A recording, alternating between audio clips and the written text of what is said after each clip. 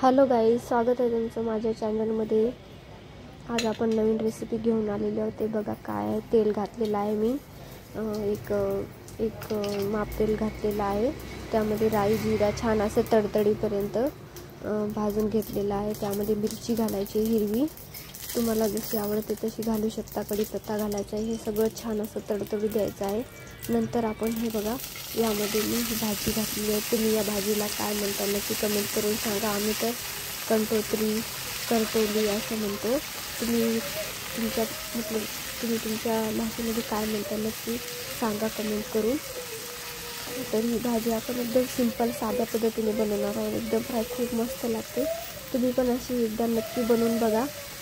छान असं आता हे भाजी टाकल्याच्या नंतर छान मिक्स करून घ्यायचं आहे। माझ्याच्याने एक अशी गेली होती ती काढली मी।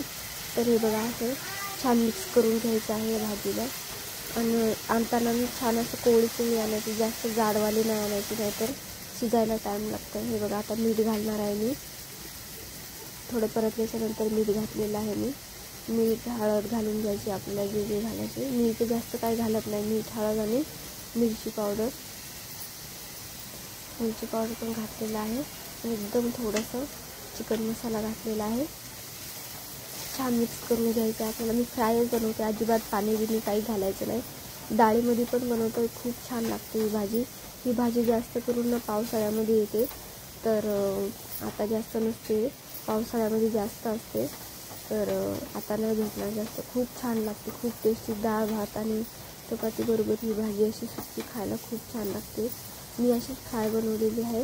आता छान मिक्स करून घेतलेलं आहे। आपण आता झाकून ठेवूया। खूप मस्त, खूप टेस्टी लागते। तुम्ही एकदा नक्की बनवून बघा अशी भाजी।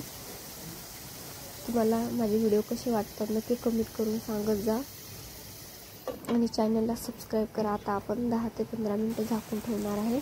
पाणी नाही घालायचं आहे, गॅस फास्ट पण नाही करायचा आहे, कमी करूनच। हे बघा तर त्याच्यानंतर मी काढून बघितलेलं आहे। तर आपली छान अशी फ्राय होत आली, शिजत आलेली आहे भाजी। हे बघा आता आपण थोडंसं मी यानेच फक्त शिजली जाते।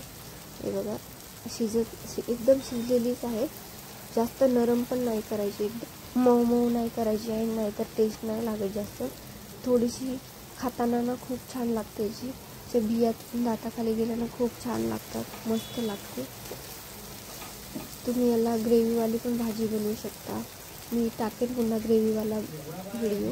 हे बघा आणखी आपण 2 ते 3 मिनटं झाकण ठेवून घेऊया।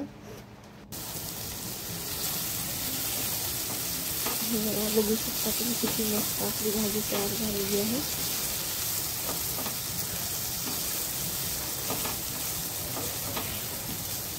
एकदम टेस्टी लागते। तुम्ही नक्की ट्राय करून बघा आणि कमेंट करून नक्की सांगा कशी वाटली रेसिपी तुम्हाला। हे बघा प्लेटमध्ये मी काढून दाखवते तुम्हाला, किती मस्त दिसत आहे आपली भाजी बघा। आणि खायला पण तितकी टेस्टी लागते। तुम्ही नक्की या भाजीला काय म्हणता कमेंट करून सांगा। हे बघा माझ्या हातात मोबाईल आहे, त्यामुळे मला व्हिडिओ बरोबर हे करता येत नाही, त्यामुळे मी दाखवते तुम्हाला। बघा हे बघा किती मस्त आपली भाजी, तोंडी लावण्यासाठी खूप छान आहे ही भाजी। आणि ग्रेव्हीवाली पण बनवू शकता। आम्हाला अशीच आवडते, आमच्या घरचे अशीच खातात म्हणून मी अशीच बनवते। बघा किती मस्त दिसायला पण दिसते आणि एकदम खायचं मन करतं। तर चला, कशी वाटली तुम्हाला रेसिपी नक्की कमेंट करून सांगा। आणि माझ्या चॅनलला सबस्क्राईब करायला विसरू नका आणि लाईक करायला, आवडली तर लाईक करा।